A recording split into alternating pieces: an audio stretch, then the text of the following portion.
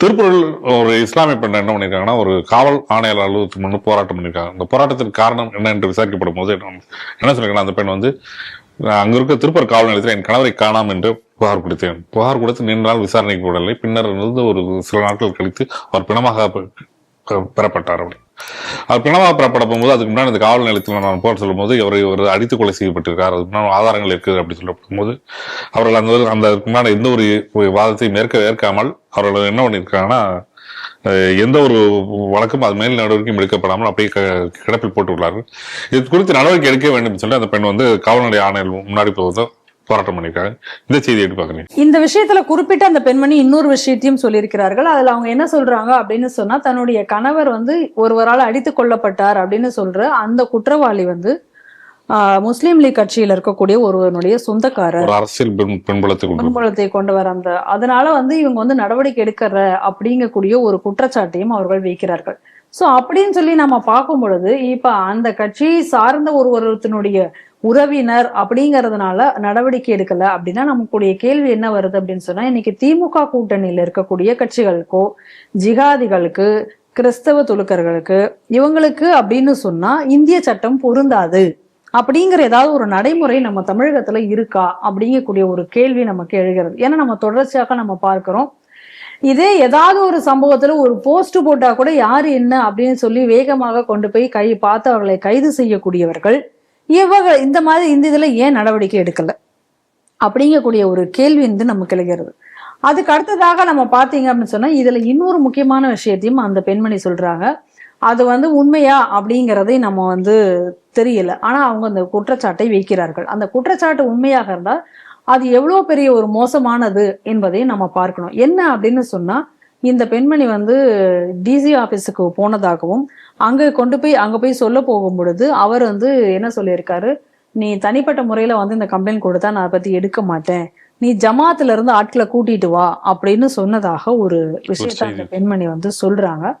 அப்படி என்றால் இது வந்து இதை வந்து ஜமாத்துக்காரர்கள் அப்ப என்ன அத்தாரிட்டியா, இப்ப தனி மனிதனாக அவங்களுக்கு தனியாக இருக்கிற ஒரு லேடி அவங்களுக்கு ஒரு பிரச்சனை அப்படின்னு சொன்னா எதுக்கு ஜமாத்துல இருந்து வரணும், எதுக்கு ஜமாத்தை? இப்ப இது வந்து ஒரு ஜமாத்துக்கு உட்பட்ட பிரச்சனையோ அல்லது ஒரு மசூதிக்கு உட்பட்ட பிரச்சனையோ கிடையாது. ஒரு தனிப்பட்ட ஒரு தனிநபரனுடைய ஒரு பிரச்சனைக்கு ஒரு ஜமாத்துல இருந்து ஆட்களை கூட்டிட்டு வரணும் அப்படின்னு சொன்னா அவங்க என்ன அத்தாரிட்டேட்டிவ் ரெப்ரசன்டேட்டிவா, என்ன அவங்களுக்கு அத்தாரிட்டி இருக்கு, எதுக்காக அதை வந்து அப்படி சொல்லணும்? அப்படின்னா அது சட்ட விரோதம் கிடையாதா? எப்படி நீங்க அந்த மாதிரி சொல்லலாம் அப்படிங்கக்கூடிய ஒரு கேள்வி நமக்கு வருது. அப்பதான் நமக்கு என்ன கேள்வி வருதுன்னா, இந்த தமிழகத்துல என்ன சட்டம், இன்னைக்கு என்ன ஷரியத் சட்டம் ஏதாவது அமல்படுத்தப்பட்டிருக்கிறதா, இல்ல தலிபன் நாடு மாதிரி ஏதாவது இங்க இருக்கிறதா, இல்ல இங்க என்ன ஒரு நடைமுறை இருக்கிறது அப்படிங்க என்கிற கூடிய ஒரு கேள்வி என்பது எழுகிறது. ரெண்டாவது இதுல நம்ம பார்க்க வேண்டியது என்ன அப்படின்னா, இன்னைக்கு வந்து இந்த மாதிரி துலுக்க பெண்மணிகள் அப்படின்னு சொன்னாலே அவர்களுக்கு அப்படின்னு சொல்லி ஒரு தனி சுதந்திரம் என்பது இங்க இல்லாமல் இருக்கிற போக்கை தான் நம்ம பார்க்க வேண்டியிருக்கு. ஏற்கனவே நம்ம வந்து பார்த்தோம், இது நம்ம நாட்டிலேயே வந்திருக்கக்கூடிய ஒரு பிரச்சனை என்னன்னா, இன்னைக்கு பிரதமர் மோடி வந்ததுக்கு அப்புறம் அந்த முத்தலாக் சட்டம் என்பதை கொண்டு வந்தார். ஆனால் அதற்கு முன்னாடி இன்னைக்கு என்ன நடந்தது அப்படின்னு நம்ம பார்க்கிறோம். இந்த காங்கிரஸ் எப்படி வந்து இந்த துலுக்க பெண்மணிகளினுடைய உரிமைகளை பறிக்கும் விதமாக இந்த அடிப்படைவாதிகளுக்கு பேச்சை கேட்டுக்கொண்டு நடந்து கொண்டார்கள் என்பதை நம்ம பழைய காலத்துல பார்த்திருக்கோம். அதுதான் அந்த ஷாபானு வழக்குல என்ன நடந்தது என்று பார்க்கிறோம். அன்னைக்கு ஷாபானு வழக்குல ஷாபானுக்கு ஆதரவாக சுப்ரீம் கோர்ட்டே வந்து நீதி, அதாவது விவாகரத்து முடிந்தவர்களுக்கு இந்த ஜீவனாம்சம் கொடுக்க வேண்டும் என்று கோரிக்கையோட தான் அந்த பெண்மணி வந்து வழக்கை போட்டார்கள். அவர்களுக்கு ஜீவனாம்சம் கொடுக்க வேண்டும் என்று நீதிமன்றத்தில் வந்து ஒரு தீர்ப்பு வந்தும் கூட அந்த தீர்ப்பை அமல்படுத்தாமல் அன்னைக்கு வந்து எப்படி நடந்தது என்பதை நம்ம பார்க்கிறோம்.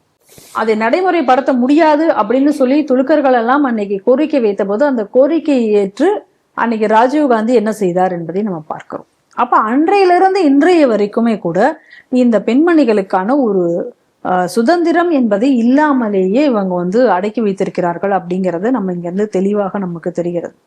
அப்போ அவர்களாக வெளியில வந்து ஒரு போராட்டத்தை நடத்தணும் அப்படின்னு நினைச்சு வெளியில வந்து பேசினா கூட அவங்க வந்து இந்த மாதிரி பேசக்கூடாது அப்படிங்கிறதுக்காக இன்னைக்கு வந்து இது இப்ப பெண் உரிமையை பத்தி பேசக்கூடியவர்கள்லாம் எங்கே சென்றார்கள் அப்படிங்கறத இப்ப நம்மளுடைய கேள்வியாக இருக்கு.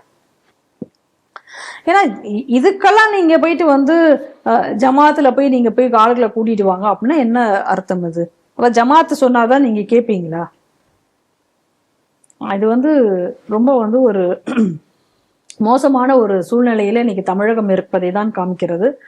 அப்ப பெண்களை வந்து எந்த அளவுக்கு வந்து இவர்கள் கொத்தடிமைகளாக பார்க்கிறார்கள் என்பதையும் நம்ம வந்து பார்க்க வேண்டியதாக இருக்கிறது. அதனால வந்து நம்மளுடைய கோரிக்கை என்ன அப்படின்னு சொன்னா, இந்த பெண்மணி சொல்வது உண்மை என்றால் இதை வந்து யார் வந்து எந்த காவல் அதிகாரி வந்து இன்னைக்கு இந்த மாதிரி அவர் சொன்னார்கள், அவரிலிருந்து ஆரம்பித்து அனைவர் மேலையும் நடவடிக்கை எடுக்க வேண்டும். வேண்டும் என்று காலம் தாழ்த்தி இந்த வழக்குல வந்து மேலும் எந்த நடவடிக்கையும் எடுப்பாமல் இருக்கிறவர்களே உடனடியாக அவர்கள் அனைவர் மேலும் நடவடிக்கை எடுக்க வேண்டும் என்று கேட்டுக்கொள்கிறோம்.